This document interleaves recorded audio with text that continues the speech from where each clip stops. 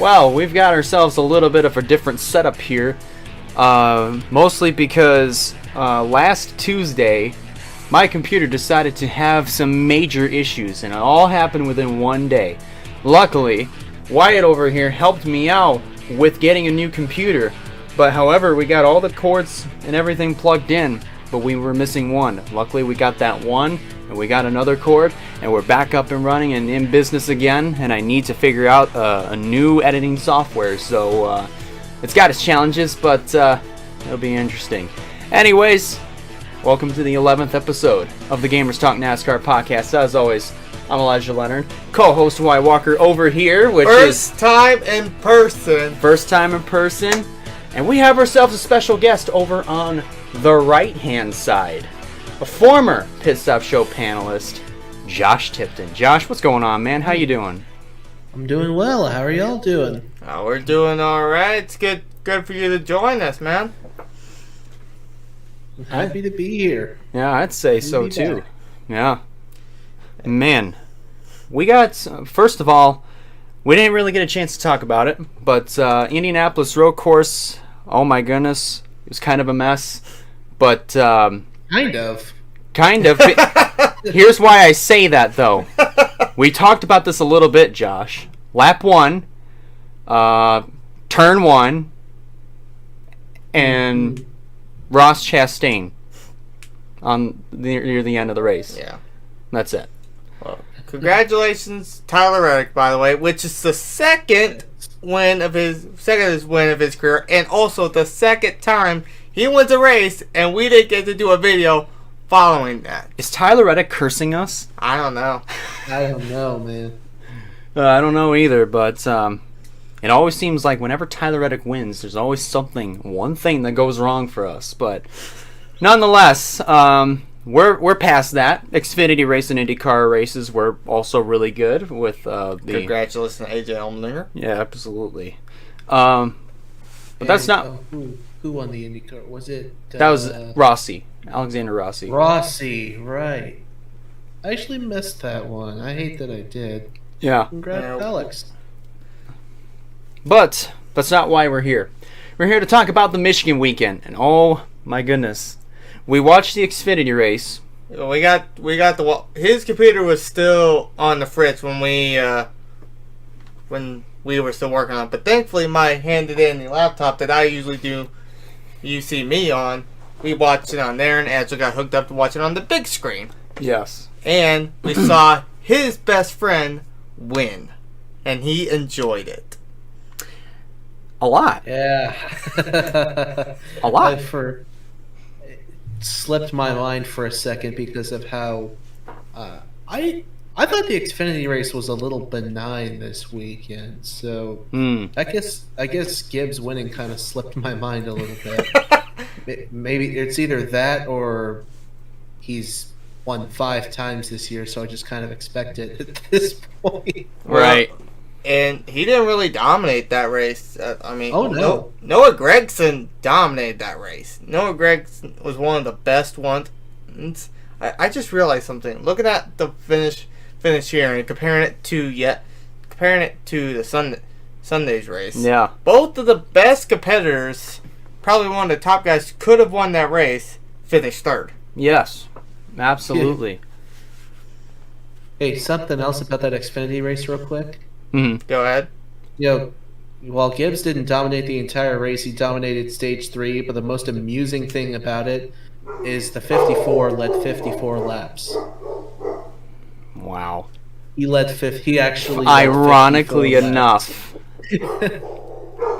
I think we mentioned that too. One day too, 'cause he led 54. Come on, those dogs are barking. Yeah, I got. That's amazingly hilarious to me.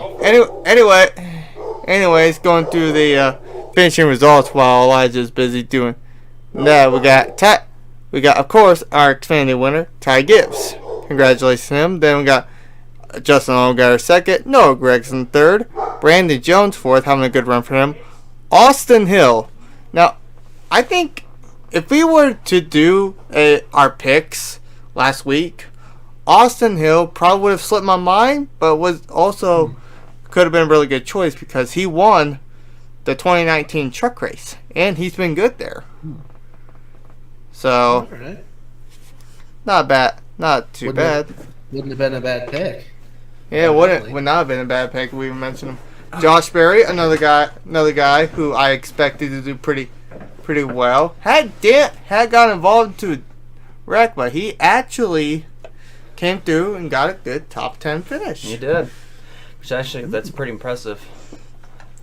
Got AJ Allmendinger, Daniel Hemrick, Riley Herbst, Landon Castle, rounding out the top 10. In car number 10, ironically enough. Exactly.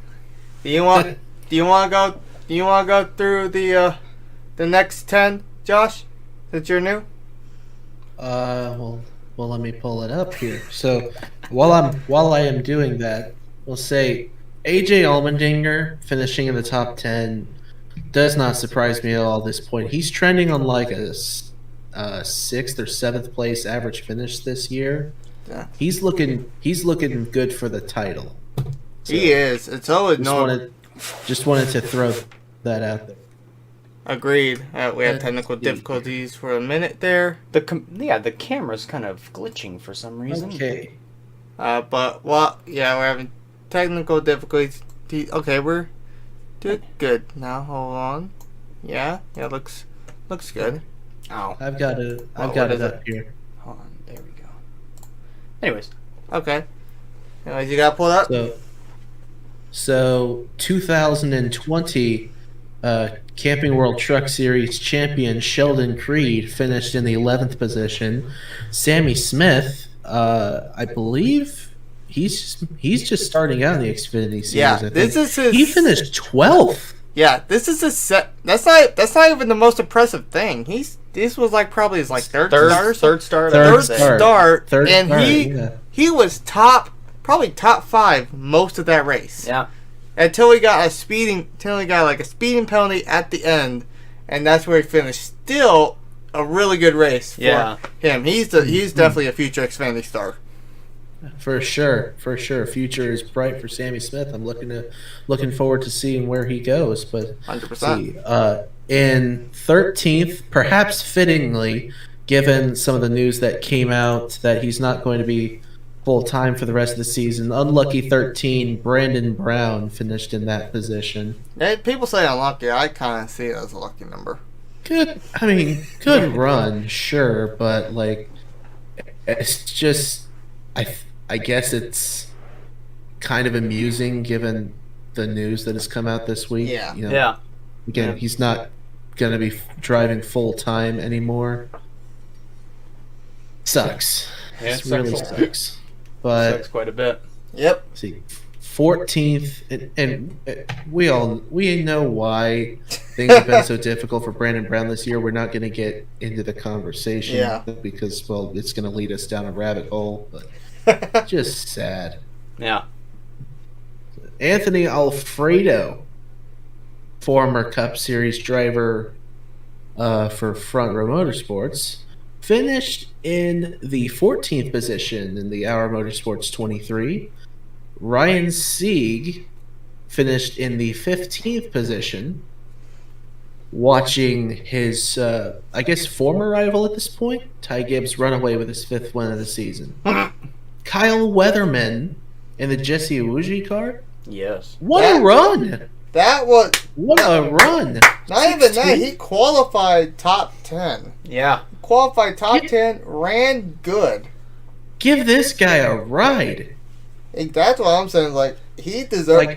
He's showing he deserves a good ride. An actual good ride. I'm talking like Our Motorsports at the very least. Yeah. Hey, I thought it would give him something. That happens. I think Our Motorsports might get a win. Maybe. We'll see. Let's see. So 17th, Myatt Snyder, one of my favorite Xfinity drivers at the moment. Myatt Snyder brought the Jordan Anderson racing car home in 17th, a lap off the pace, but he kept it clean, so I'll take it. Yeah. Kaz Gralla finished in the 18th position. John Hunter Nemechek finished in the 19th position for the Sam Hunt 2016. Rounding out the top 20 was J.J. Yaley in the Carl Long car, he brought the 66 home in the 20th position. Mm-hmm. All right, you want to take the next 10, buddy? It's going to go by really quick, I can tell you that. Yeah. So, in this order, from 21st through 30th, Kyle Sieg, Jeb Burton, Joe Graff Jr., Mason Massey, Patrick Emmerling, Alex LeBay, Ryan Ellis, Josh Bilicki, Ryan Vargas, and Bailey Curry. Now, I think Mason Massey was doing pretty good for a little bit, but then it was all for the performance that he had in Mario Gosselin equipment. I'd say it was all right. And then our final group, we got Jeremy Clements, didn't really have the best of days. Blaine Perkins, the O2, replacing Brett Moffitt, which I still think that sucked. It sucks a lot. It does. Sam There Mayer, is some hilarity to it after Moffitt said earlier this year, he said, was it host of ours something? He said, making the best of what opportunity? All right, that's interesting. Sam. I don't want to defend Hocevar though, because that thing that happened at IRP, that was inexcusable. But moving on. Sam Mayer, who I thought was actually going to have a good run, was not even close. He comes home 33rd. Dylan Bassett 34th. David Starr 35th. Josh Williams in number 5. CJ McLaughlin 38, and then rounding it out is Matt Mills in 38. Yeah, that Xfinity race, for what it was, I'd say, in our opinion, that was pretty good. It was good for what it was. I'm sure it was much better in person than it was on TV, but on TV it just we didn't see the Xfinity race in person. No. Oh, you didn't? No, we watched only the Cup race. Yeah, I thought you were there. No. Like I said at the beginning, me and Elijah watched the race on my computer, also on the big screen. Yeah. My mistake. That's all right. You're fine. Well, you talk about watching in person. We watched the Cup race in person, live and in living color. The next-gen cars right in front of us were basking in those next-gen cars' glories. It was amazing. What a race. That was, honestly, best race I've seen in a while at MIS, personally. Yeah, definitely. That had one of the best. And there was always, it wasn't just like, at the very end, Harvick can't start running away, but then, it's like, everyone was close together. You had different leaders. Like, Bubba started off, the dominant guy. Christopher Bell was always... Chastain, Hamlin. Yeah. Even when someone did run away, it's like you've got this crazy 4-car battle going on for 9th, 10th, 11th, and 12th. NBC showing like 2 or 3 angles at the same time. Let me just say this. If NBC is showing more than one angle at the same time on their telecast, you know you're watching a fantastic race. Yeah, and there was I looked around the racetrack. There was, at least in where the field was, there were at least 5 or 6 battles going on. Exactly. 5 or 6 of them. And no matter where it was, that's probably one of the best. Nuts. And at one point there was 6 cars under a blanket for first place. 6 cars. Yeah. I haven't seen Michigan that racy since about 2000. Since the first couple of years of the repave, right? When they still had the last year of the COT, the first year of the Gen 6, and then 2014 when they were running 850 horsepower. Right. Well, and then also I think on top of that, just 20 laps in, or at least 25 laps in, we had no idea there was going to be a big wreck in turn 2. I was watching that whole thing. I was watching that whole thing unravel. Oh my gosh. Listen, the strategy, yes, was all over the place.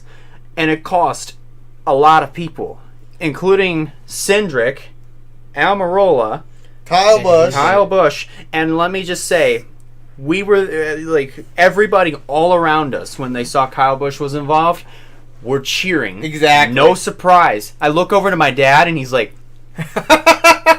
Yeah, I'll never understand. yeah. It's like I saw that too. You It's guys like, want an outspoken driver with personality, and then when you get an outspoken driver with personality, you guys bash him. What the hell do you want? I'm like, what do you expect? But and- like, so I just want to say, since you brought up that accident, Mhm.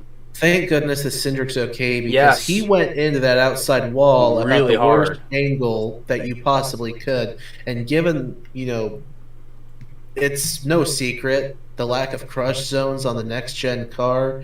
The hits are harder. The drivers are feeling more. There's not so much going into the roll cage anymore. Yeah. Or the cars aren't dissipating energy like they did last year. You always hear about, well, if they'd hit the wall that way last year, that car would have been totaled. They'd be going back to the garage.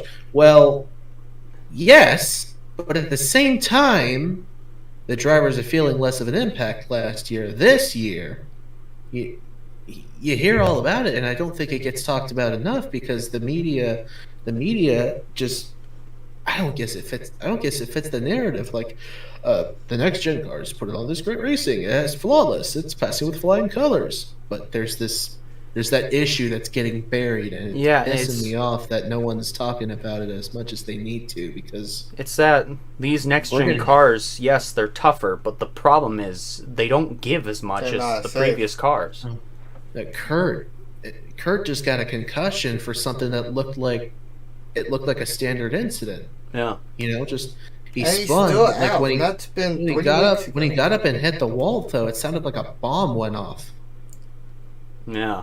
You're scared the heck out of me. And while this has been one of my favorite NASCAR Cup Series seasons, probably ever. Yeah. There's just been so much parity. There's been a lot of really good races this year. Yeah. The Short It's tracks is just- still an issue, but other than that, Yeah. I actually didn't think that, I know people bagged on Martinsville. I didn't think Martinsville was that bad. People were saying how, oh, it was dominated by just 2 guys. Well, isn't that the way the spring race has been for the last 5 years now? Feels like it.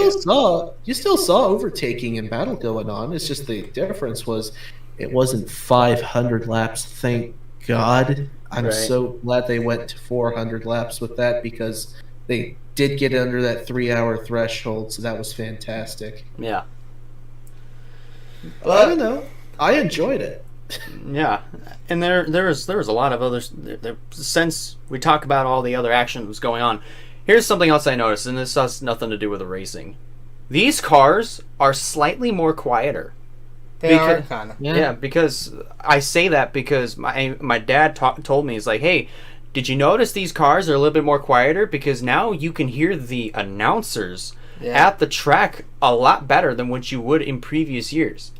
And I was like, and I gave it a listen as the cars were coming by during their pace laps, or caution laps. I'm like, oh my gosh, yeah, he's right. These cars are a little bit quieter. I think it's better to, I mean, heck, these cars are quiet enough to where, yes, it's not preferred, but you could actually watch that entire race without ear protection. It's not preferred, but Well, sure. it makes it a little bit more easier to handle, if you actually do go down that route. Well, I'll know it if I ever get back to Texas Motor Speedway, which I'm not so sure I will until they fix that racetrack. I might hit Coda next year. We'll see. Coda, you may not be. Then I may meet you in person then, because I'm thinking about Coda next year. To be honest with you. I don't know. I'd have to figure out, because hotel rates in the Austin area are just atrocious. It takes 4.5 hours to get down there from my school, Yeah. and so. Yeah. And given that it's probably going to be like a 2-3 p.m. Start time, and the race probably going to be about 3 hours long. Let's see, that'd be 5-6 o'clock. Oh. 4 This hours might- back or so. I'd be every bit of midnight before I got back. So Right. Well, that part might be a bit of a conversation for another time. About So let's continue on. with this. Other than that, I mean, I don't really have anything else bad to say. Other than here's the thing that I thought was, yes, it sucked for him, but it was a little funny for me. Bell cutting off Chastain off of 4. Yes, I look over. I'm watching it. Like, I'm looking, and I see a white car bounce down, like come down on another car, and then just cut completely right. I'm like, whoa, and then the car comes across. It's Christopher Bell, and why? It's like, dang it, man! I didn't say. I know. Well, I didn't say dang it. No, I know you didn't. I said, damn it. It's like, man. Yeah, I would love to see how people try to pin that on Ross Chastain. Oh, honestly, I was kind of one of those people. It's like, come on, man. I stuck up with you. I've been sticking up for you for a while. Then you do it to my guy. He's like, come on. Yeah, that's what I was. The thing is, I thought it was more Bell. Yeah, I saw it that way too. And I was gonna say, it's like he's just coming up. Ross is not gonna go up and hit the wall. Okay, he's not gonna damage the car. The thing that I think, the thing that made it worse on Bell was Chastain had just come off of a pit stop with pressure tires. Bell, I think, was on a little bit of a different strategy. So I don't know why Bell was blocking somebody else who had fresher tires, but at the same time, Chastain did not lift at all. So it's kind of 50-50. Well, no, he had a run on the outside. Of course, he wasn't going to. Well, yeah, he had a run, but Bell should have, in my opinion, he should have let him by. But I don't know why he put the block on. I don't know. He had one of the best cars. Honestly, yeah. All take, no give. Yeah. So, anyways, talking about let's go through the finishing. Let's go through the finishing order. Start off with, of course, our 15th winner this season. Might I add? That's incredible. Mm-hmm. Kevin Harvick is our winner, and he broke what was it? 65 race winless. 65 winless. Dates back to the 2020 Bristol night race. Yeah.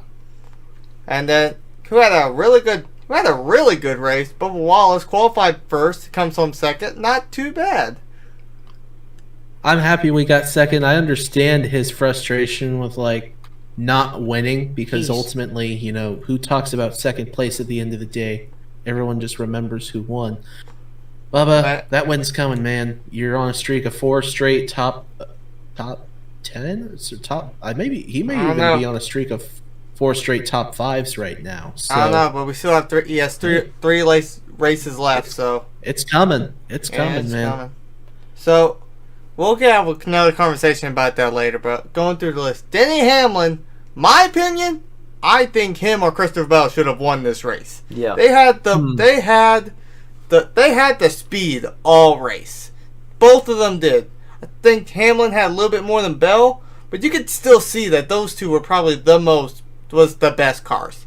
It should have probably been a Toyota, just looking at the speed that they had. Exactly. Agreed. My goodness. So then now we got Joey Logano, fourth place. Ryan Blaney got a good 5th place. Martin Truex Jr. 6th place. Kyle Larson, Eric Jones. He was running good that whole time. Mm-hmm. We thought he was going to run good. Alex Bowman finally gets a top 10 again. For the first time since 8 races ago, which that would have been. Let me see if I can do math. Sheesh. Sonoma. I want to guess. I don't think it was even My Sonoma. Lord. No, it was 15th race. It was the one before Nashville. So 15th. Not Nashville. No. Gateway. Let me have a look here. Alex Bowman. Well, while you're doing that, I'll continue this. And his guy, he even admits Ty Gibbs is the top 10. We were talking about this a little bit after. He is definitely starting to become a little bit cup ready. He is. He's definitely cup ready. My problem with that is that I don't think he should jump straight up there right away. Exactly. Unless unless Kurt Busch officially. If Kurt Busch comes out this year, if his concussion is still not good, if he's still not cleared for a while, and he's actually calling it quits, then you have no choice. Put him in. Put Ty Gibbs in a 45. If not, then just put Kyle Busch in a 45. But either way, if something happens to either one of the Busch brothers, I think Ty Gibbs will end up moving up without a choice. Right. Well, my thing there is if you put Kyle Busch in the 45, who are you going to put in the 18? Ty Gibbs. Like Brandon Jones or something? Ty Gibbs. Ty Gibbs will have no choice to move up. All right. Because its initial the plan is for him to take another year, but if like Kyle Busch don't have a ride in 18 and we can't figure out anyone to fill that or... Well, here's another website. Let me get it up. By the way, I found that tweet. Someone who was saying, someone who was crapping on Ross for the incident in turn 4 said everybody's sliding up off the bottom of the corner coming out of 4. Ross is stupid for trying to pass Bell on the outside. I don't understand that. He had a run. That person 4 fresh tires, you're going to have a monstrous That person run. just has it out for Ross, I guess. Yeah. Anyways, so I found about a week or so ago, I found a website that tracks every single driver's contract deals and when they start, when they end, when their next extension's going to be, new team, whatever. So, let's see. So we all know very easily that Kyle Busch's deal expires this year. We have no idea when that's going to expire. But here's another deal that we might have to keep our eyes on here, even though it's probably not going to be talked about. We have no idea when Cole Custer's contract is supposed to end. That is to be determined right now. But he is not. He's not up to par with everybody else at SHR. As he should have been. Like, he won his rookie season, and we didn't think he was going to have good. People have sophomore slumps. We get that, but it's the junior year now, and he's still not performing like we think he should. Right. He's not getting renewed when it comes time to do the next contract. No. I do see him potentially going to SS Greenlight in the Xfinity Series since he's got something going there now. I think he could win a championship with that 07 team. Could. With the alliance with them and SHR got right now. And there was some projected rumor. I don't know if it's going to be true or not. It depends on what goes on in these next few months. It could mean Kyle Busch could go to the 41. Could. Remember, could. Not saying it will happen, but it could. I wouldn't wish being in that 41 car on anybody though, because that has consistently for the last 4 or 5 years now been the weakest car at Stewart-Haas Racing. Well, for the longest time, it was always the 10, because of course Danica Patrick. But then then they got Almirola in after there. 18, he's actually been somewhat consistent. Yeah, after 18, of course the 41 was not the best one still. But it wasn't the worst car either. Exactly. Him or Almirola. They weren't up. Of course, they weren't up to par with Clint Boyer or Kevin Harvick. Kevin Harvick was just. Harvick was on a different zip code. Harvick was on a completely different zip code. But then it's like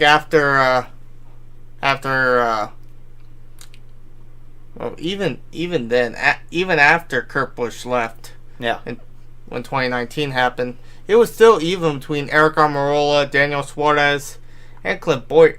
There was no lesser guy from the group. Yeah. Even when 2020 came around, and when Cole Custer won, right? I mean, he still was good on that. But then it's since 2021, and still kind of 2022 right now, it's been not a good time for the team. So you can't really say he's like the weakest link. Yeah. And well, the 41's the weakest link in the whole team. Mm-hmm. But the driver, you could kind of see it, because at least all the other Stewart-Haas cars have got to win at least the last few years. Yes. The last 2 years, I should say, counting this one and last year. Yeah. Yes, Cole Custer got it the year before, but even then, that's when Stewart-Haas started going downhill. He kind of fell off. I think Custer's a driver that could be on the same level like a Justin Allgaier that can never really make it in the Cup Series per se, but could make a great career in the Xfinity Series, which as he has before. There's no shame attached to having a good career in Xfinity that I can find in just about any dictionary. Heck, if you just want to carve a career, say the same thing about. Look at Hornaday, look at Crafton, look at Benson. I was about to mention Crafton. Look at Skinner, look at Sprague. Yeah, I was about to mention those guys too. Heck, Bliss won a truck championship. Well, that was before he went to Cup, anyways. But I digress. He still did it, but he still did. Anyways, let's go ahead and let's finish up the finishing results here. We got Chase Elliott, William Byron, Austin Dillon, and Ty Dillon. Nice run for both those guys. How about attaboy to both teammates on Brad Keselowski and Chris Buescher? Yeah. Brad Keselowski started 33rd. And he looked good. RFK looked really good in this race. You want to talk about drivers who looked really good? We'll get it's the next guy after this one. We got Justin Haley having a good run from Color race. Austin Hill. We mentioned good truck guys and Xfinity guys. Austin Hill, and I kind of feel like that was mainly because like drivers getting wrecked out and stuff. But even then, Corey LaJoie is another guy on this list too. Hill was running up at the top 10, even top 5 at points. Exactly. Yesterday's race. Austin Hill, I think he's probably going to be guy to replace Tyler Reddick in the 8 car. I have no doubt. Couple years. Yeah. But I like that Richard Childress is trying to get one really early. And if Austin Hill having 2 wins, yes, super speedways, but if you look at the other tracks, even Michigan, he's not bad. He's not. He's really good. And I'm really applauding what's happening this year because now with the next gen car, it's not only opening the door to like even on road courses like other drivers from other nationalities and other racing series to come in and drive this car. It's also opening the door for younger talent to get a chance up in the Cup Series and see what this car is really about. The 3 main drivers. And get them ready. Exactly. The 3 main drivers you could put on that list is definitely Ty Gibbs, who currently has a top 10, like 2 top 10s. 2 top 10s. I mean, no one. Man. Listen, as much as I pick on him, as much as I dip his entire carcass into the grease, I give him credit where it's due. Yeah. Ty Gibbs is definitely a cup winner, maybe cup champion. Yeah. 100% in my opinion. You also got time will tell. Oh yeah, time will tell. Sky's the limit. Hell yeah. Also another guy on that list while he's about to go deal with the dogs again. But shut the door. Yeah. They go nuts anyway. But anyways, going back on that topic though, you can also add Noah Gregson. Noah Gregson, we'll talk about him when we get there, but Noah Gregson dominated.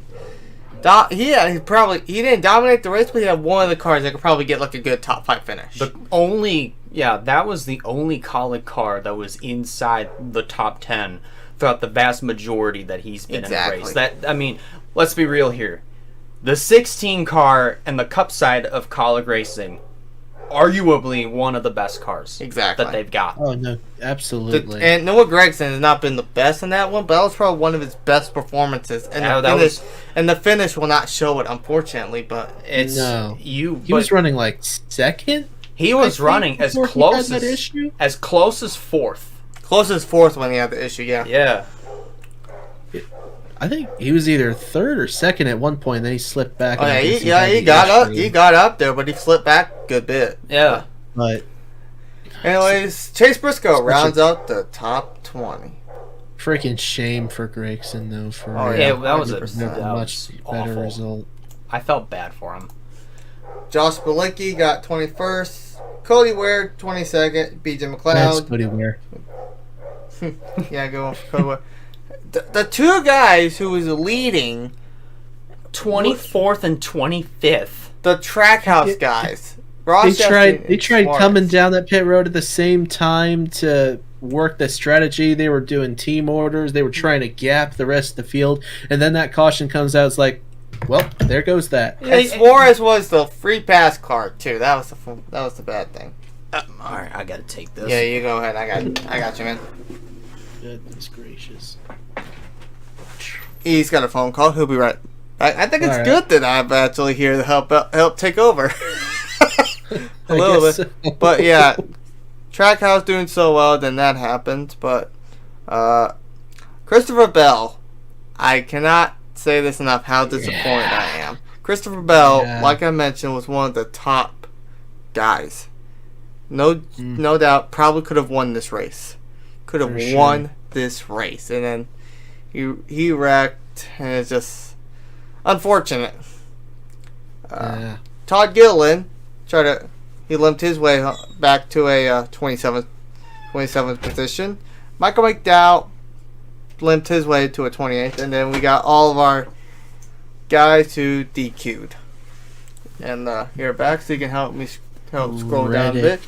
Tyler Reddick. Reddick blew up. Tyler Reddick, the guy that me and him, if we were We to both betted money on him to win. Not literal money, yeah, but we bet. You picked him. We picked him to picked win. him, yeah. And my dad, ironically enough, he was like, Harvick's going to win. I feel in my gut that Harvick's going to win. And guess who won? He called it. Harvick. He called it. I think I had Reddick going. No, I had Blaney going in. That's who I had. Blaney was another good one too, Yeah. but And then Blaney ended up finishing fifth. Yeah. Not bad. But Higher than your dad got the highest one. yeah, but- yeah. And before we finish up the results, I gotta say something. I honestly did not think Harvick was gonna walk out of Nor MIS did I. with a win, because he had almost an entire straightaway lead. Entire straightaway. He was ever since he got that push on the final restart, Harvick was gone. And I kind of think if Hamlin didn't get that man over the wall speeding penalty, which you mentioned Kyle Busch getting cheered when he got wrecked. Should have seen all those anti-Denny Hamlin Yeah, fans. as soon as they heard that he got penalized for too many men over the wall, they were just like, yeah! Woo! I'm like, oh my god. They're just like, okay, so it wasn't for an uncontrolled tire. It was for one guy that stepped out to grab the tire. Yeah, but kind of sucks, but He rallied. and if anything, I think he would have He been already the guy. picked Cruz. Yeah. Enough said. Well, I think if he didn't have that, I think he would have gave Harvick a run for his money. I think Hamlin could have won that race. Without a doubt. But Going through the race, talking about people on fire, let's talk about Cole Custer. literally. Literally. Apparently, I found this out on Twitter, and this was really funny. Someone designed that paint scheme for Cole Custer last year. Oh, And I at the saw Clash, it caught on fire. And then this year, similar situations. Like, why did I make this paint scheme so that way it could burn? That's funny. That was funny. Harrison Burton. We I'm talked glad about that Cole got out though, because that looked yeah. like every Absolutely. time they let that fire extinguisher off, like it looked bad. The flames looked bad enough. did. It was at the door of the car. Yeah, it was. But then, like when they let that fire extinguisher off, you put the fire extinguisher puts the fire out, but it also takes the oxygen out of the air. Yeah. So, and being how you got all those things hooked up to you, on the helmet, everything else, and you're just trying to be as quickly, like, get out as quickly as possible, and just trying to get and I all that guarantee unhooked. you, Like, I remember Dale Jr. was talking about an incident he had at Sonoma in 2004. Yeah, like, where normally, like, you practice getting in and getting out, but when you're in the situation where you absolutely have to get out, you're in this daze. yeah, he You're was trying to remember. Your brain's just going all over the place. He was, I can't believe this and the happening. thing was, The car's on fire. he was in. How do I get out of here? Yeah, he was in an entirely different car at that point. So Yeah. just trying to figure out, okay, how do I get out of this thing? Compared to how to get out of a stock car, which he knows how to do. That it does. Yes, it does take your brain a few moments to kind of like remember. Okay, how do I get out of this thing? Yeah. Well, I guarantee it happens no matter what car you're in. Yeah. Because, Awesome. like I said, you're in a daze when something happens. So now here are the guys who were involved in that wreck. Lap 24-25 crash. Harrison Burton, Ricky Stenhouse Jr., Eric Amarola, JJ Yaley, Kyle Busch, and Austin Cindric. Ugh. Sorry, Elijah. That was sucky for me. And he has a whole fit. You'll see, he recorded a bunch of stuff. He'll make a video of it. But he was in his whole fit. Top to bottom, all red, white, and black. Everything. From the shoes, to the shorts, to the shirt, to the hat. And then look where he finished. Dead last. 37th. Dead last. Dead freaking last. At least my guy got higher. Yeah. but he didn't win at the same time, so... Did y'all put a side bet on which one of your guys was going to finish higher or something? No. I guess that was just a moral bet, but... It was just Wyatt, you would have won. But hey, listen. If I have to suffer through this, you have to suffer with me. Yeah. So... Because of Evidently. Bell, yeah. Yeah. Bell decided, well, fair is fair. Might as well. Yeah. But anyway, so let's go ahead and look at my. Can you pull up my little point stands here for me real quick? Thank you. Go. I think I'm the only guy who didn't actually. Their driver actually didn't have to suffer this weekend. Well, You think? Custer? I like Custer, but so. You that think? sucked. No, you are. Out of the three of us. The only one of the three of us. Yeah. If you scroll, there I'm we go. still. That works. I'm still on a high. After that, Oh, that was nice. Oh, we're still on a high from the entire weekend. Well, mainly I have yesterday, no but doubt. still. I've got to get up to MIS one of these years. That's been on my bucket list for pretty It's much worth ever it. since I've been a I'll NASCAR fan. say it. It's definitely worth it. Mm-hmm. I have no doubt. Aesthetically, around the trek, the surrounding area looks very pretty. Oh, you should see And flying. It's amazing. There's so much about the Midwest I like. We've been road tripping in the Midwest the last 2 summers. Yeah. I love it. Yeah. I love it. It's amazing. So- It's amazing up here. I love it up here. So look at the point. Here. Certainly beats 110 degrees in the summer in freaking North Central Texas. I can actually agree with that. Amen. I'm the state above you. I'm state above you, and I can agree with that. My stomach has just been- messaged me asking It has about been it. so freaking dry. Oh no! We've just Oh, been you should have seen it. begging Like for rain.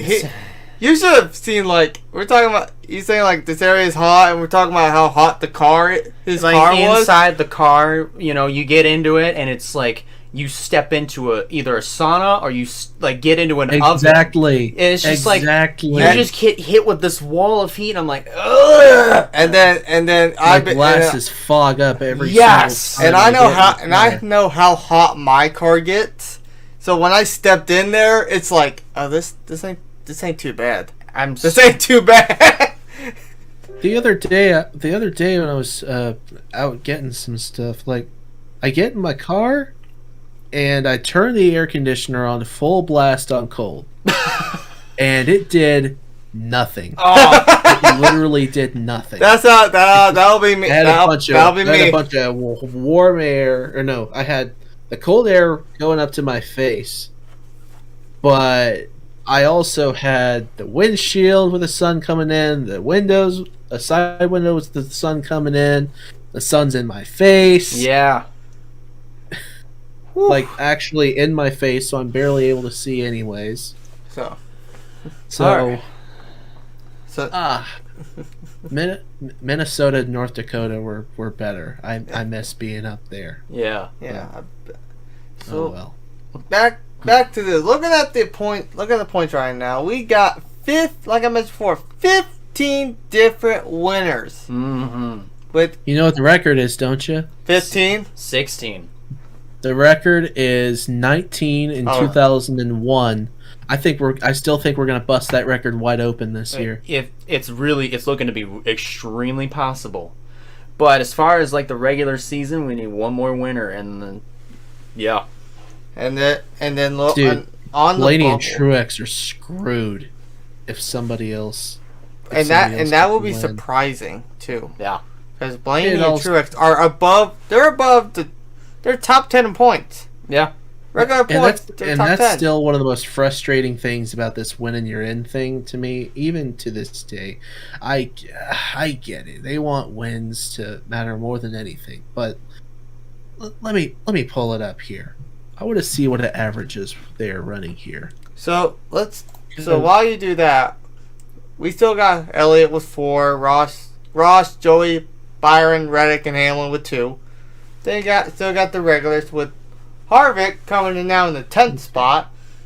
Now this is where it gets interesting. If both Ryan Blaney and Truex win, Kurt Busch might be the first one out. Kurt Busch might be the first one out. Mm-hmm. And that's even if he comes back before the cutoff at Daytona happens. Which I did the points and the math a bit. Even if he's out at Daytona, he is not going to be in the 30s. There's no way he's going to get to the 30s with only 3 races left and he misses them. He's fine. He's still fine, but it's still worrisome. Yeah. I'd say so. For sure. Mm. Even if he makes it in, he is not going to go. Even if he gets back in, he's not making it in the first round. Yeah. I think so too. And even then, with Kurt Busch, I don't want to throw him under that bus completely. I really don't see Cindric making it out of round 1 either. I agree. It's hard to tell with these guys, but we'll just have to figure out and see. Once the chase grid gets set up. Exactly. And it's official. I gotta see if Kurt comes back. I have to see how he looks first before we won't know yet till later. We're recording Monday, so we'll figure out later this week. But yeah, because he's been bad fast this year, without a shadow of a doubt. When the pit crew doesn't mess him up, like every single Toyota driver this year, or if something happens to him. I mean, but like it was a little slow start, I'd say.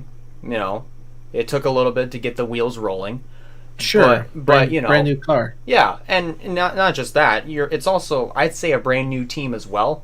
Yes. But once he got that win, that's when things kind of started taking off for him, and it wasn't like ever since that win at Kansas, like boom, he's like right up there in the picture every single race. It was a slow climb, and you're showing patience over the course of time, and pretty soon, you're up there and everything. Like, and I think that's the kind of patience that Kurt Busch needs to have, especially should he get cleared to come back. Like, yes, you're not going to perform like top notch as soon as you come back. You got to shake off like whatever rust that you have from the last 3 weeks that you were out of the car. You'll perform great. But is it Kansas' second race of the round of 16? I think so. I can't remember anymore. I think so. That's the only way he has to follow back. Yeah. on that Well, Kansas race in order for him to. you just said, Elijah. You made a good point that he's going to need a few races to Yeah, it is. kind of get back into the swing of things. Yeah. You better hope that he's not having to get back into the swing of things in that round of 16. Let me tell you right now. Yeah, If he there's has no. to I get back personally. in the round of 16, I think he's screwed. Yeah, I Agreed. I think even Kurt could go into that awareness like, okay, I might not make it out of the first round, but at least I can still go into this thing swinging as best as I can. And the best race to do that on would be a race you just won not that long ago, which is he better bring that damn paint scheme back. He better be lucky and bring that paint scheme back. Yeah, bring that car back too. So yeah, the round of 16 is the Southern 500, Kansas, and then the Bristol Night Race. There it is. So I just thought so. Yeah. So go now back on these points. Of course, the last seed in on points is Ryan Blaney with 19 points. Martin Truex Jr. is out by 19. That's not terrible. That could be switched in a race. Yeah. So Eric Jones, but these guys are must wins, no doubt. Eric Jones 190, Eric Almirola 210, Bubba Wallace 234. 235, but 235. Still, here's my thing with this. If there are no more winners, like no more different winners between now and Daytona, the battle's truly on between Ryan Blaney and Martin Truex Jr. 100%. Eric Jones, I see as the only long shot. Almirola and Bubba Wallace, unless if a miracle happens for one of those two, they don't have a chance. Agreed. And you know about Jones, though, since you brought him up, I was actually looking at the non-playoff standings here. The guys who don't have wins in the top 16 in the standings, Ryan Blaney, who's second in the standings, Martin Truex Jr. is fourth in the standings with no wins, and Eric Jones is 14th. Yeah. And he's 309 behind Elliott, and the cutoff at Hamlin would be 323 back, so he'd be 17th. Cindric is 7 points ahead of Denny Hamlin right now. Yeah. In the full season point standings. So, I don't know. Elliott's dominating it. Elliott's I'll say this. Ever since we went to the NBC coverage, Chase Elliott has been unstoppable. Agreed. He has a 119 point lead right now, which is, I think, if he had 1 point more, that would be 2 races worth of points. Yeah, because you get 10 points per stage win, and there's 2 stages every week, and then you have the 40 points when you win, not including the playoff points, obviously. Right. It's hard to say, but it could be either Watkins Glen. I'd say if he wins that race, he is locked. He has that locked. No matter what happens at Daytona, he's a regular season champion. Yeah.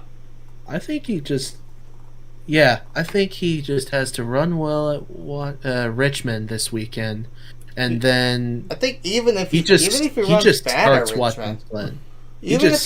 Watkins Glen, he's pretty much got it. Yeah, even if he runs bad at Richmond, if he just does really amazing at Watkins Glen, which he's done before, he has that in the bag. Which I don't think he's going to run bad at Richmond. I think he's pretty good. Yeah.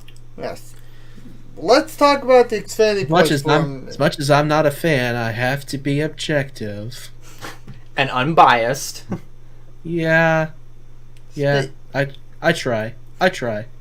So do I. I think I'm better at it than other people, though I'm not sure. Maybe I'm giving myself too much credit. Anyway, speaking of being I probably am. I probably am now that I think about it. But he's got an average finish of 10.3 this year. Usually, more often than not, the champion's going to hit an average finish between 8th or 10th. Yeah. And he's on par to hit that right now if this was a full season system. Blaney in second place and Chastain and Truex all have the same average finish ratio rounded off to the nearest 10th of 13.3. Mm-hmm. he's beating him by 3 positions on average. That's impressive. That's significant. If you've seen like the gaps of the old championship systems, the old championship years from like 2003 backwards, that is a huge gap. Amazingly big. All right, now let's jump over to Xfinity points. I forgot to mention this after we got done with the grid on that, but let's just go ahead and go there real quick. Of course, we still got Ty Gibbs with 5 wins, AJ Allgaier and Gregson both at 3, Barry and Hill 2, and then Brandon Jones with a single win. Then Sam Mayer still ahead of them in the 8th seed with 136 points. Herbst only 5 back with 131. Hemrick 98. Castle 66, and Ryan Sieg are 52 above the cut line. Is this supposed to be 52 or 50? 52 or 50? I don't know. Yeah, I think I messed up my point there. It's fine. But either way, Sheldon Creed is 50 or 52 back from that. He's might be able to sneak his way in there. He's got a pretty slim chance, but he still has a good chance to probably point his way in. Anthony Alfredo, 75 back. Brandon Brown, 87 back. And Jeb Burton, 155. And since Brett Moffitt is not competing, he was on the bubble. But he's no longer involved. he really isn't involved because of funds with his team. So you could easily write him off. I mean, depending on what goes on in the future. So Exactly. My thing is, I'd say a lock some point down the road. Mayer, Herbst, Hemrick, I'd say they're locked in. Agreed. Castle, Sieg, Creed, and Alfredo, those are the guys that are going to be fighting hard. And it's a question about Brown, too, because we don't know if he's always... We don't know how much longer he can go. Exactly, without doing, like, part-times and all that. So that's why I was so iffy on putting Brown back in this, too, because I had him out, but then it's like, well, he's doing okay, I might as well bring him back. Mm-hmm. But unless he's not, he's not in this next race. No. Because there is no next race. This race. Nah, I don't. This week. I don't. Not recall. this weekend. No. Yeah. So there's Watkins Glen. Yeah, Watkins Glen. We don't know he's going in that one. So he has a week to figure that out. But, Yeah. But other than that, I don't see him. And even if he gets one race out, unless he got a waiver, he's not. Yeah. So I do agree if it's between Castle, Sieg, Creed, and Alfredo. Yeah. Can I just say one thing since I wasn't here for whenever we did Indianapolis or whatever? Mm-hmm. Grid and finger won. Oh yeah. I don't think we ever did cover that one. We never touched on that. We scroll down a bit too, because we need to cover that as well. Yeah, we never touched on that at all. Yeah, we never did that. So while you bring that up, 21 months it took for him almost to win 2 again. years for this man. Felt good. Oh, there we go. while you Felt bring really good. while you bring that up, we could talk about that. Grant Enfinger is one, so he's in the next round. Yeah. Mhm. Enfinger's going to the next round, so he's fine. Mhm. But then you got Zane Smith, who's still 3 wins this season, had all the points. He's still 50 above the cutoff. Ben Rhodes is 36 above. Can you scroll up a little bit? That works right there. Yeah. Stuart Friesen, 28. John Harnumchek, 24. And tied with Chandler Smith as well. And then Ty Majeski is up by 19. And Carson Hocevar is up 7. And Crafton and Eckes are below, tied with 7. And me and him did predictions a week before the race. Yeah, we did. Did a prediction, and I think he proved me wrong, because I thought it was going to be Edfinger and Crafton that was going to be out. I thought Enfinger was going to be out on the first round as well, but he proved us both wrong. Both wrong. Honestly, I hate to say it because he's my guy, but He's had a rough year. He's Let had me a guess. really tough year, and I didn't think he was going to come out of this round either. But Crafton. End finger. Enfinger. Oh yeah. Oh, I think I He's- thought you he's were about my to say guy. Crafton. But yeah, he's not having a good year either. Yeah. Yeah, Crafton's not really But- bad. Well, his standards. Crafton's a 3-time champion, so his standards are a bit different than You talk about Enfinger. you talk about drivers having good standards, probably make it past the round. What about what's going on with Eckes? He's below the cutoff.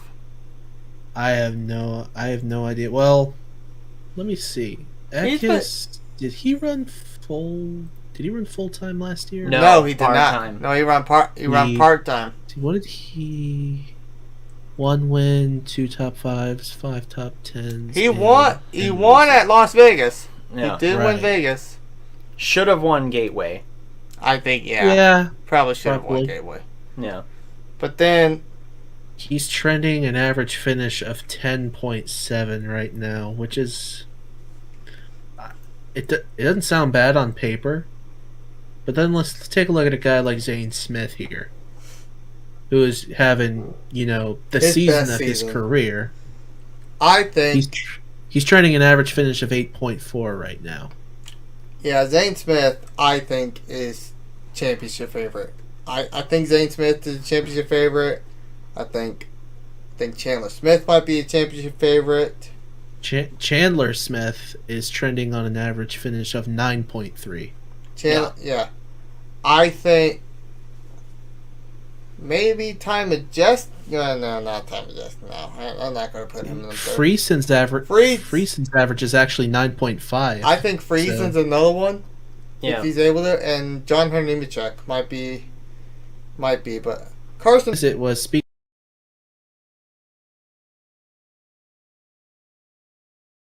of Majeski, as good as it was to see Grant win again, it's tough to see.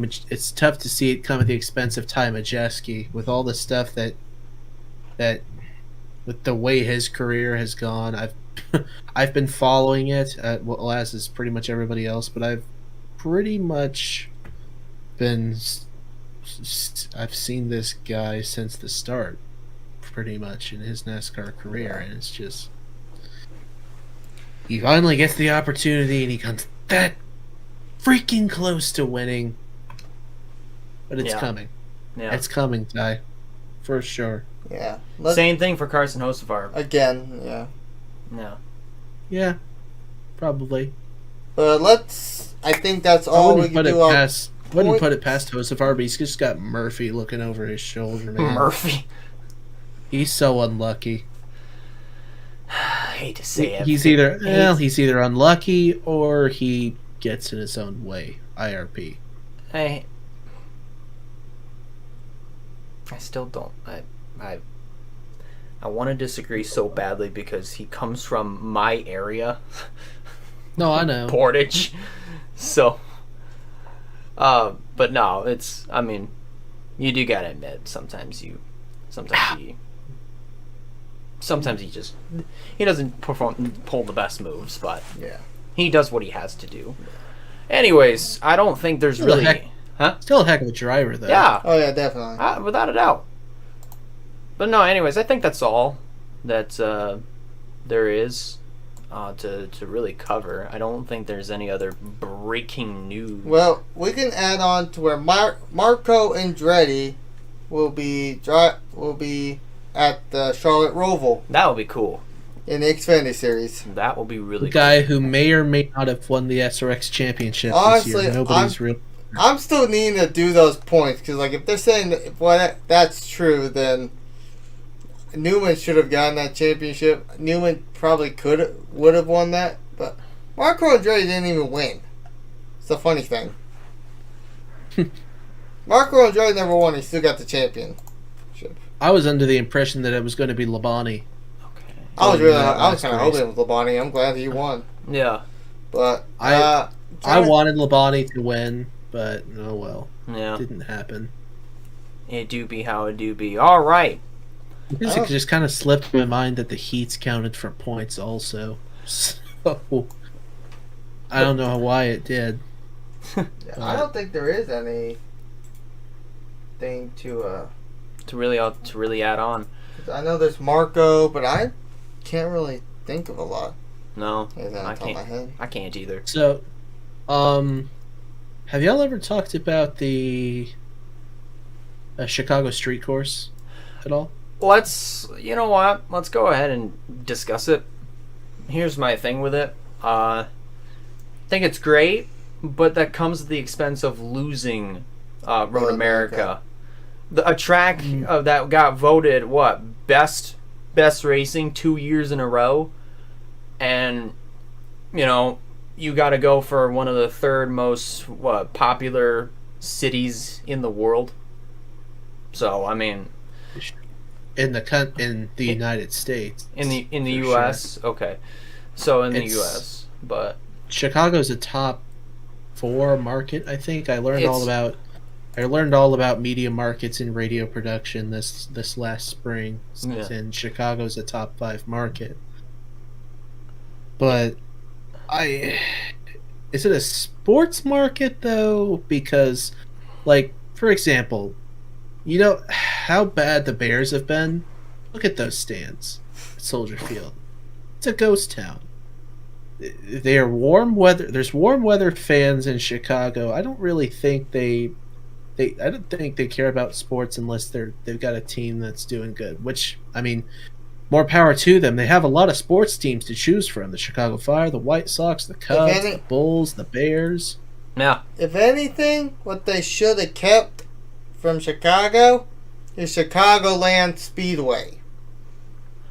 That would not have been as bad if we lost Road America to Chicagoland, but it would have been to their street course. And I don't know. And I get You're what gonna think I'm crazy. Oh. But, like, you could have Road America and have Chicagoland exactly at the same time, right? There's a mile and a half that ISC has that has more than one date. That's pretty much the same. Well, I mean, just about every mile and a half in NASCAR is the same shape. Who are we kidding? Or not kidding anything. Everybody knows that. Right. But, like, I don't know. Maybe take a date from Kansas? Give it to Chicagoland? I understand Kansas is like among people's favorite mile and a half tracks, but you want to go to more than one market? You got to start cutting down on some of these tracks that have 2 dates. Yeah. Kansas was one. I think Kansas was kind of revamped after this next gen one, so I don't think you're really seeing a second race of that going anywhere. It's funny to me because last year everyone's on the bandwagon of get away from the intermediates, more short tracks, more road courses, more everything else. And then we got and more. Now we got it. And now it's intermediates, and more intermediates. Yeah, it's like people are talking about going back to Kentucky. First of all, Kentucky sucked.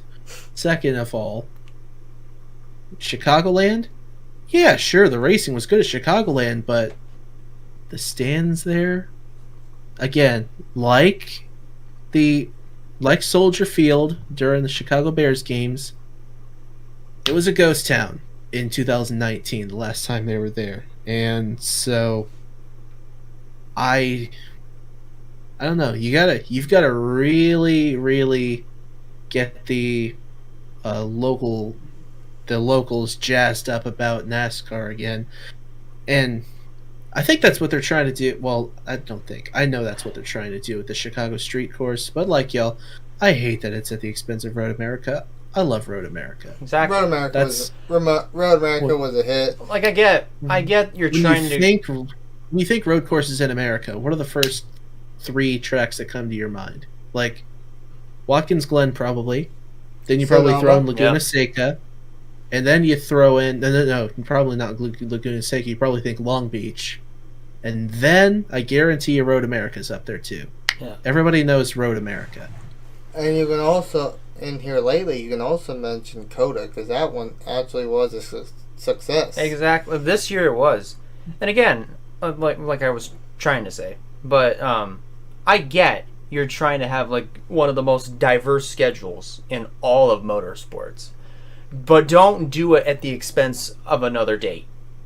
Agreed. Which, I mean, granted, NASCAR kind of does have the most diverse schedule now because IndyCar, they have, what, 4, 5 oval races now? They have Texas, they had 2 Iowa dates, they had Gateway and Indianapolis. Okay, 5 oval dates, and the rest are either street courses or road courses. How about we just get... And Formula One's all road courses, IMSA's all road courses, NASCAR's got...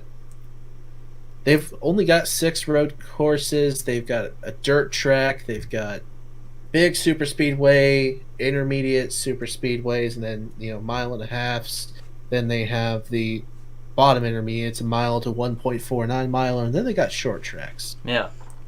Speaking of like Indy cars and circle Indy car track, Oval tracks. Oval. I lost the word for a minute. Give my top of your head, Jimmy Johnson. I think we mentioned this in an episode prior. But Yeah. It's like, Jimmy Johnson. We knew this was going to happen with him. He's an oval guy. We knew this was going to happen. The double header at Iowa, I think is what you're referring to. Yeah. God, that was fun. I think it's where they ought to have the NASCAR IndyCar doubleheader. Or heck, why not have more than one? I want to float an idea out there. I'm willing to be talked out of it, but I want to float an idea out there.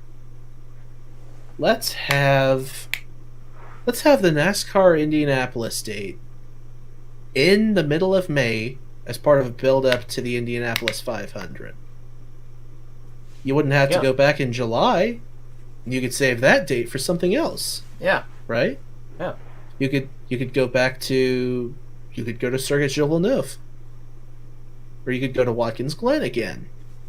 I'm referring to the IndyCar schedule in this particular case, but yeah.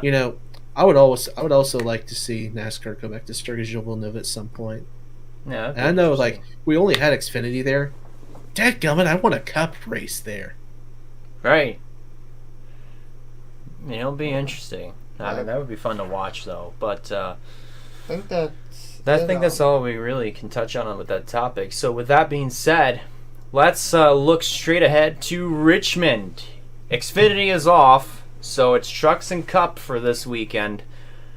Guys, what are we looking forward to with this weekend? Well, for the Cup side, coming back to it, it was a mix between okay and bad. Coming back from the last one, we did have a surprise winner on Denny Hamlin, who won the race. I say surprising. He's won there before, but the way he did it. I was gonna say, if you don't know anything about how the race played out, you would think, "Oh, it's not a surprise. What are you talking about?" Yeah, and it's not just how the race played out, but it's also the manner of how it was in the beginning, where he was still, even after that win, still below the 20 points. Yeah. It was actually... It's hilarious to me because that Richmond race in the spring was the antithesis of what it was last year for Hamlin. Last year, he dominates, gets the win stolen away by Alex Bowman. This year, Hamlin doesn't dominate the race. But then he goes up and steals it from Alex Bowman. No, he didn't steal from Alex Byron. Bowman. He stole from Byron. Byron, whatever. It was a Hendrick car, Truex. but it was a Hendrick car anyways. Yeah, right. Yeah, but either way, it was still that, and I thought it was Bowman. My memory's a little. It's okay. It's fine. But Bowman lost at Coda, the week after, I think, where it was with Holmendinger, Chastain, and Bowman. Yeah, where Chastain got his first victory. Yeah. But other than that, I think it's going to be a good race. The truck race is going to be interesting. Their second race of the playoffs. They've had a few weeks to get an idea of the track. Nemechek is the most recent winner at Richmond. Yeah. But see, looking at the list here, there might be more than meets the eye on guys who can do that, especially if they want a chance to be in the next round. Right. What do you think, Josh? I think if you really want to see who the favorite ought to be for Richmond, you got to go back and look at the results from IRP again. That's just what I think. They're flatter. They're both short tracks. Richmond's 3/4 of a mile. IRP is about half mile to 3/5 of a mile. Yeah. Track. Agreed. So Enfinger won. I think, and Enfinger doesn't have to race hard because he's already Yeah, in. he's in. He just I do see him needs to race for maybe points. win. He's won at Richmond before, right? He could get up there and win, get some brownie points. But see, Rhodes finished second last week. Zane Smith finished third, or not last week, but 2 weeks ago. Wait, Yeah, we got what you no, mean. it was last week. I'm sorry, At this point, yeah. it was. But I think anyway, as far as you were asking, as far as the racing goes, I think it's going to be decent. I don't think it's going to be far off from what it was in the spring. I do wish, though, that they'd go back to what they used to do up until like 2000, and I think the last time they did it was 2016, and everybody thought the races in 2016 in Richmond were fantastic. Mm-hmm. They don't fill the track in anymore. They don't resurface the track before every race like they did before. Yeah. Because they haven't like done a full blown repave since like 2004 at Richmond, and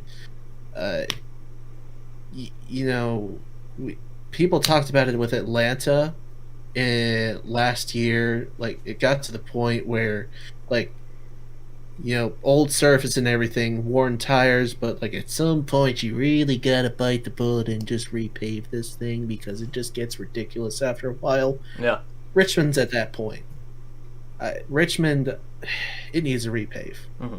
But either you start resurfacing it again every year like you used to until 2016 when the racing was fantastic, or you just do a full-blown repave like you did in 2004, which I would welcome. I know what people think repaves is like, oh, well, look at Michigan, or look at Kentucky, or look at Texas. First of all, 2 of those had a reconfiguration on top of that. Yeah. Second of all, new pavement usually means better grip. I'm mainly referring to Michigan when I think that. Like, they were carrying those speeds in 2012. They were hitting almost 220 miles an hour going off into turn 1 in 2012. Right. On the new Michigan surface. So I'm kind of going all over the place, I know, but No, you're good. You're good. what are we gonna expect at Richmond? Hopefully some good racing we're gonna get, but Well, probably go some short track. I don't know if we're gonna get any. I don't know if it's gonna be a wild card winner per se. I had Logano winning this race in the preseason. Yeah. I didn't have him winning actually until this, and he's already won. He won Darlington in the spring, and then he backed it up with Gateway. I'm just looking here at my picks from the preseason.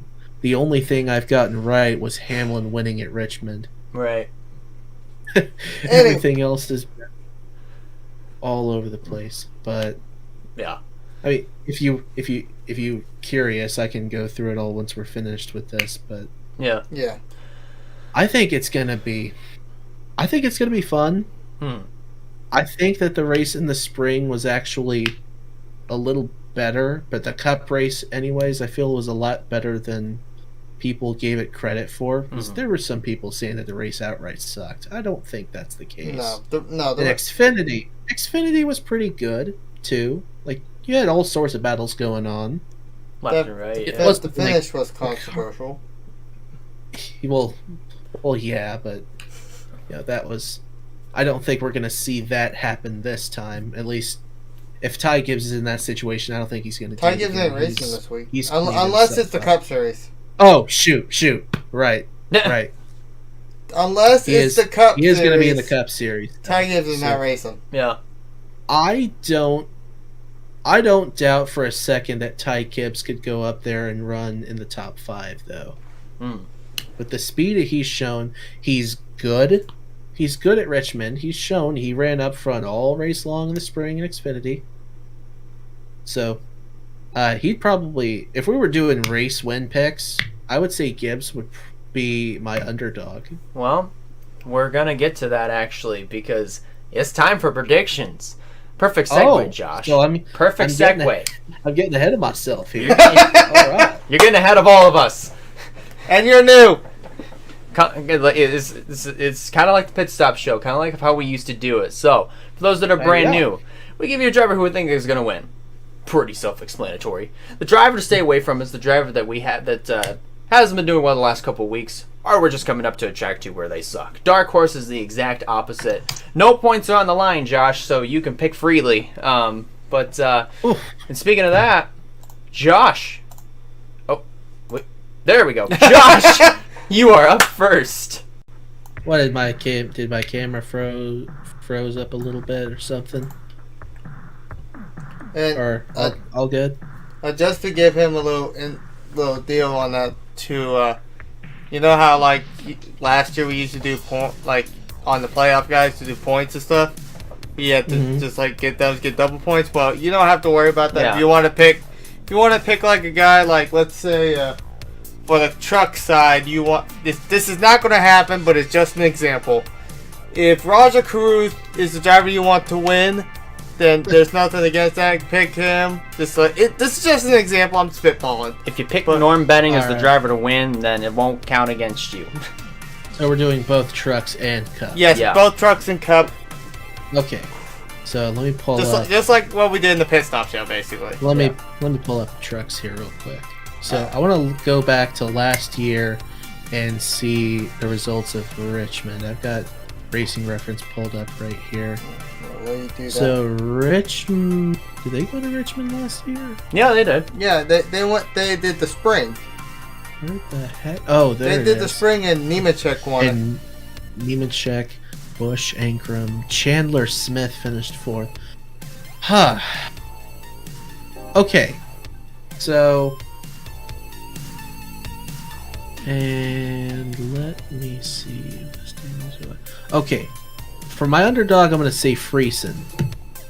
Because, Richmond gets compared to Phoenix. And Friesen's actually won at Phoenix before. So, yeah, even in the new configuration. I'll throw him in as the underdog.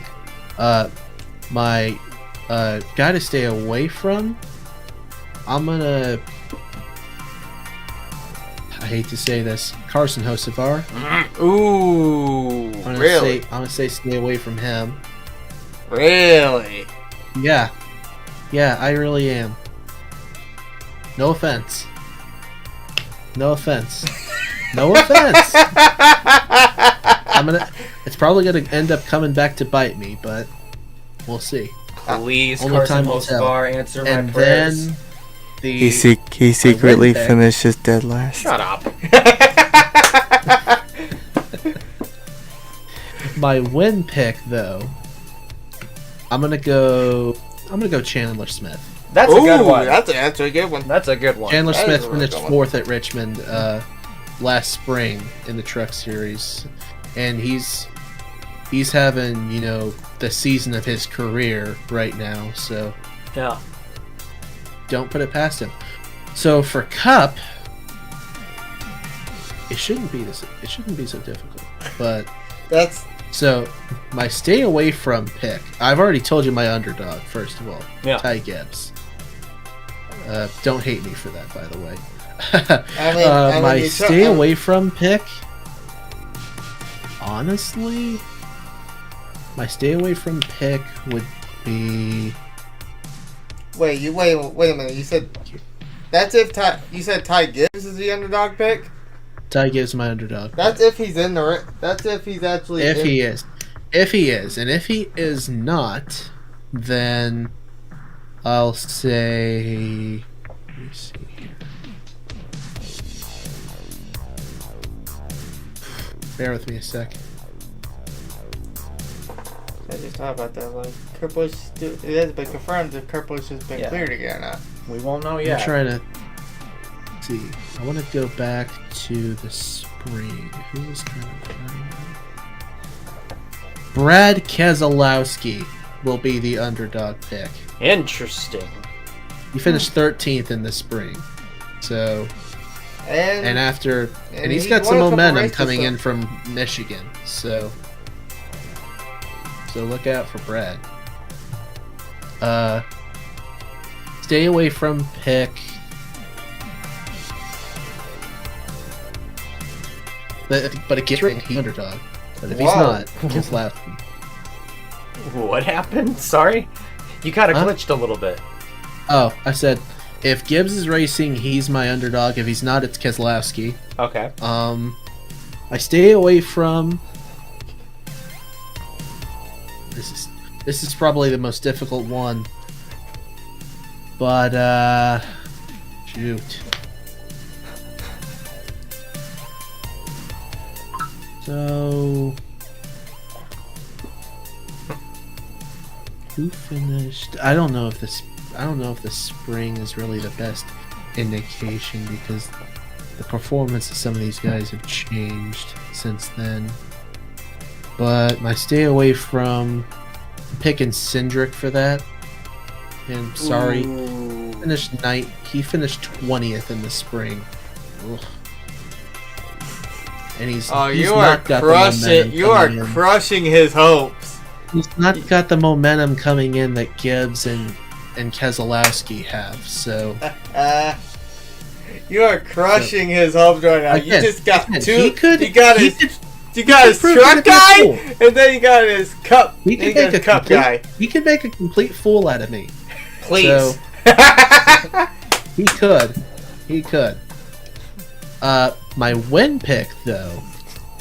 I'm gonna go... And for the first time this season, race winner, MTJ. Ooh, That's a good one. That's a good one. Montrex Jr. is a really good. Especially if it comes to Richmond. I had to do the Clayton Hughes impression. There you go. Race winner. All right. Alright, so focusing on the other end of the states. Wyatt, you're up next. Alright, now I got my little hand. Don't hate me for that, Elijah, by the way, please. No, it's going to get good. Just wait. So, I got my little... What are you going to do? We'll get to that in a minute. We'll get to that in a minute. But anyways, I got my little handy dandy phone here, and it has my little entry list up here, so... It better be good. Oh boy.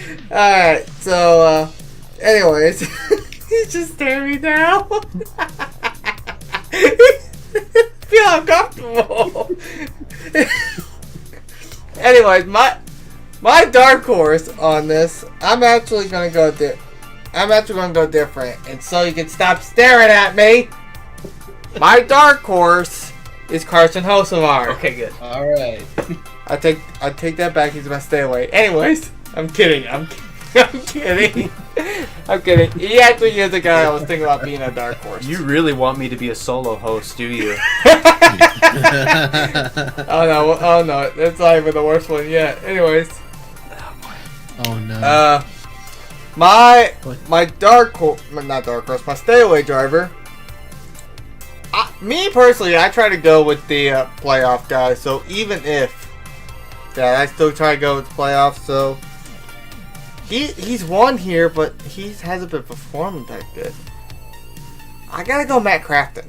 Yeah, I mean I can see it. I gotta go Matt Crafton. I see it. My driver to win. I'm torn between two drivers. One, dominant. Two, has won last year. Could do it again. And my gut is telling me to go with John Nemechek. My gut's telling me to go with John Nemechek. I think he's going to win again. Zane Smith is, if I had to choose a second dark horse, it's definitely going to be Zane Smith. He's definitely been pretty good. Yeah. But my main one's going to be Carson Hocevar. Alright. The Cup Series. Zane Smith, though, underdog. That is one hell of an underdog. I mean, it's mainly more of the dark horse, like who could get in top top 20. So it's not an underdog, but it's like a dark horse. Yeah. Gotcha. Different things. Okay, so my dark horse, if he's in the race, I will agree with you about Ty Gibbs. I will agree if he's in the race, but if he's not in the race, I'm giving a tip of the hat to Denny Hamlin. Denny Hamlin is a good dark horse. Yeah, this is where you're going to hate me. I'm curious what your race winner's going to be. Well, it's more like who's my stay away than my race winner. I have to agree with you.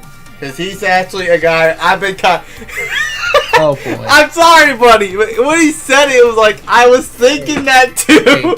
Hey, there's no hate for Cindric. There's no hate for Cindric, but even I can admit, like, I don't see him doing good. Even in the Xfinity Series, I don't think he really did the best at Richmond either. So that's why I said that's why I said it. Hey, they're there.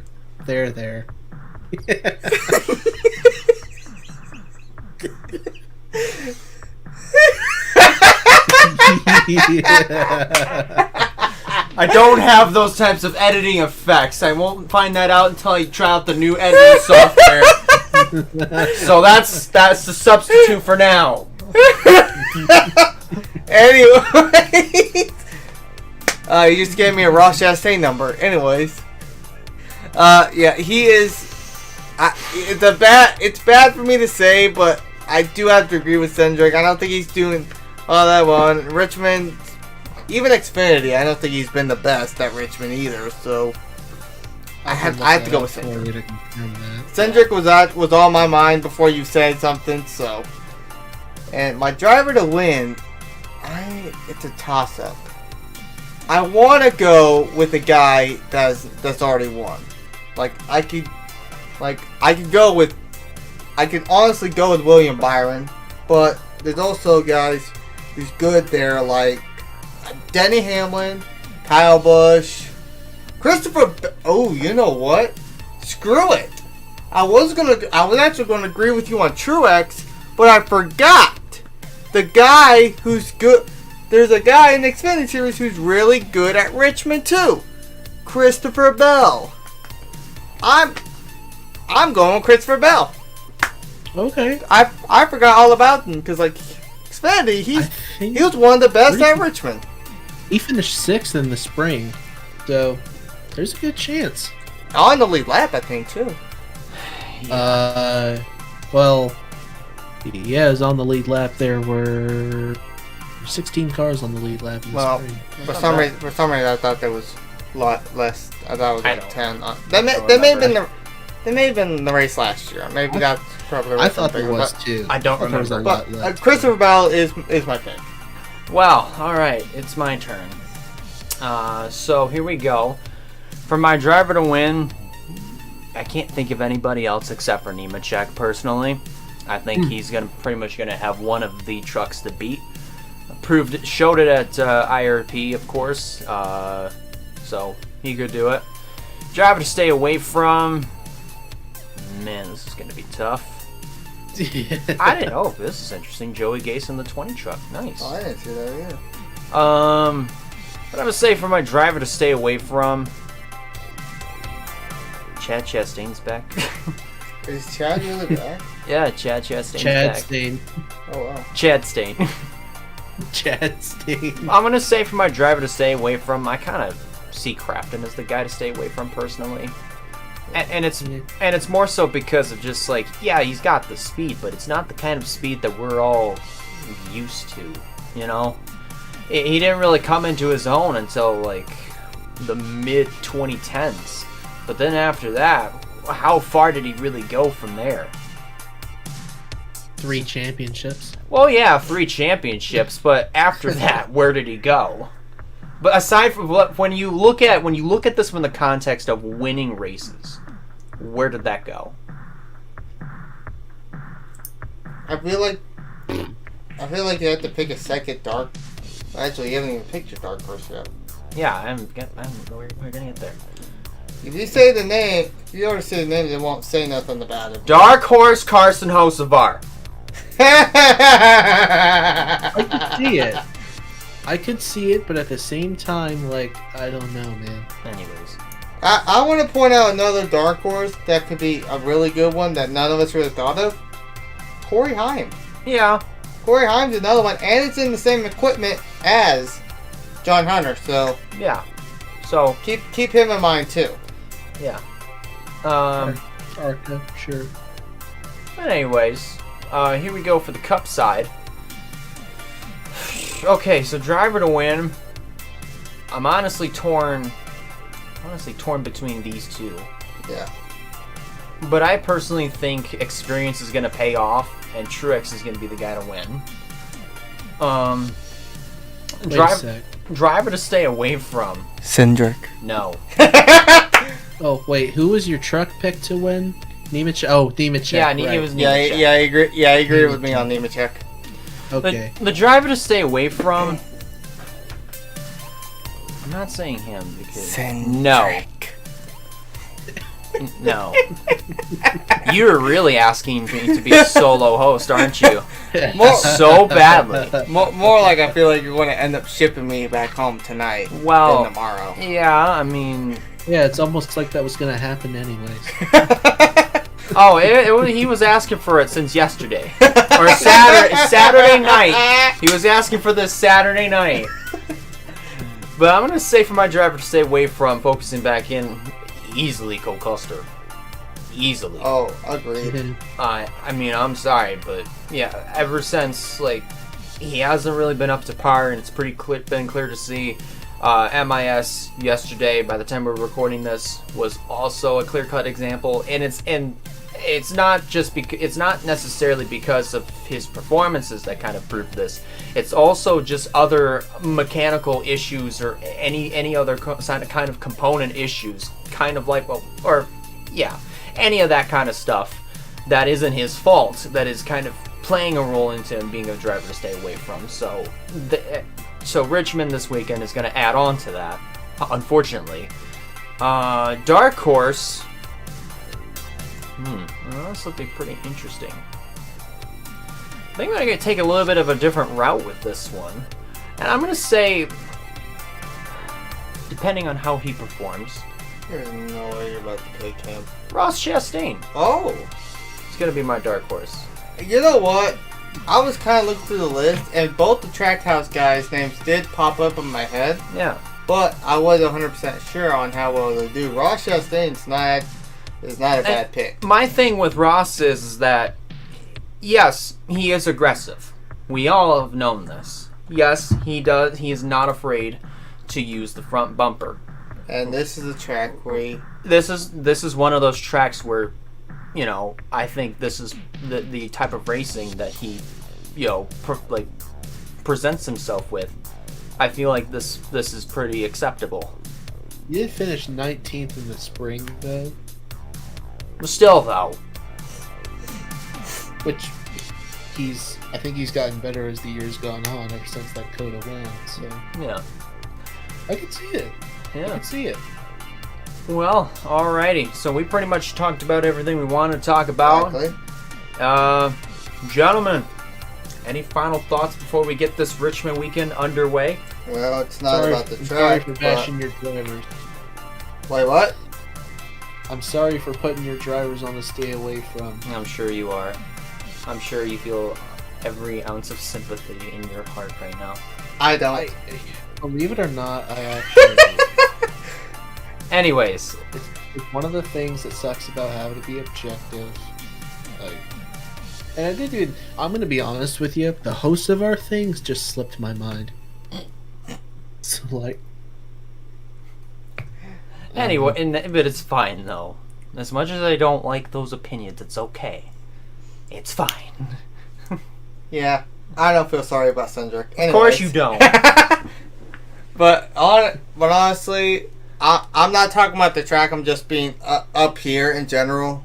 I loved every minute of every minute being up here. By the time this comes out, I will be back home. Yeah. I love being up here. It was fun. It's fun meeting you and hanging out with you in person for the first time ever. It's going to be something to do again. Yeah. Then we'll get Ray. Well, yeah. We need the three amigos. We gotta have the three amigos up here at some point. 100%. At the same time. So, 100%. Yeah. But yeah, that the next Michigan race weekend. Maybe. We'll see. We'll see what happens. But alrighty, that's pretty much going to do it for this video. I want to thank you guys a lot for watching, and if you have been keeping track of what's been going on with me personally when it comes to the computer issues, when it comes to any other issues that I've been having, especially even with my car, no matter what it is, thank you guys so much for the patience and sticking with me through this. Like, I know it's been difficult. For some of you, probably not, because none of this stuff really affects you, but it does affect us, and I do appreciate you guys sticking with us and for being patient. Like, that means a lot. But yeah, anyways, thank you guys a lot for watching. If you like this video, be sure to give it a like, and if you haven't considered subscribing, I recommend you do so to keep up with some fine content coming out in the near future. Be sure to follow this podcast on Spotify. One more time, thank you so much for Josh for being a part of this show as a special guest, and Wyatt, it's been awesome having you up here. Especially every minute of it. Seeing you first time in person and just looking at the kind of experience that you had at MIS, it seems like this really puts this at the top of the list for you. It definitely did put it at the top of my list. It's up there with, I think, Indianapolis, where I was on TV, and Kentucky. I think I'd go and say Nashville, having that experience at the inaugural race. Oh yeah, I'd say it's up there with those. Yeah, but still, nonetheless, it's been awesome having you up here, and can't wait to do this again at some point. Oh, I hope so too, buddy. Well, that pretty much does it for us. On behalf of our special guest Josh and co-host Wyatt, I'm Elijah Leonard signing out. We'll see you guys in the next one. Take care, guys. Have a good night. See ya. Adios.